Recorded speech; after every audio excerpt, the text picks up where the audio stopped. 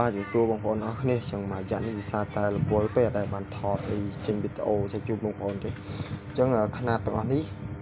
ប្រភេទ12 V 45 A ទាំងអស់អញ្ចឹង3គ្រឿងនេះម្ចាស់តែមួយទេដោយសារគាត់ម៉ូចាស់របស់ខ្ញុំគាត់ជួយយកច្រើនគ្រឿងហើយអញ្ចឹងប្រភេទនេះគឺ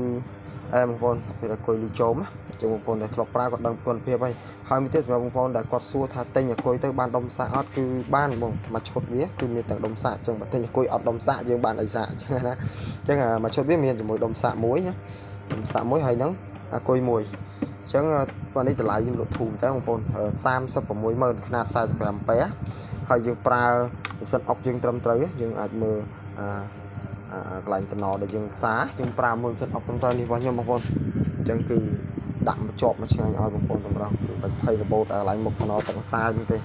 ហើយនេះតនីជូនបងប្អូនមួយឆ្នាំបងប្អូនយើងទៅប្រើតនីទៅលើថ្មមួយឆ្នាំអញ្ចឹងតម្លៃ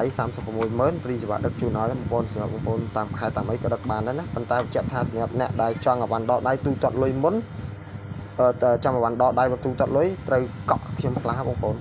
តិចបំផុតក៏បាន10រៀលដែរអានឹងដាក់អាវ៉ាន់ជូនបាទព្រោះតែកំងបានខ្ញុំរៀបចំបងប្អូនអញ្ចឹងបងប្អូនត្រូវការឲ្យកំងបានណានេះប្រភេទ45 A ចឹងបងប្អូនចង់បាន30ក៏មាន45 60 75នេះក៏មានដែរអាស្រ័យលើបងប្អូនកំងណាចង់បាន BMS តូច BMS ធំប្រើឧបករណ៍ផ្សេងៗអាហ្នឹងអាចបញ្ជាក់ថាខ្ញុំបានណា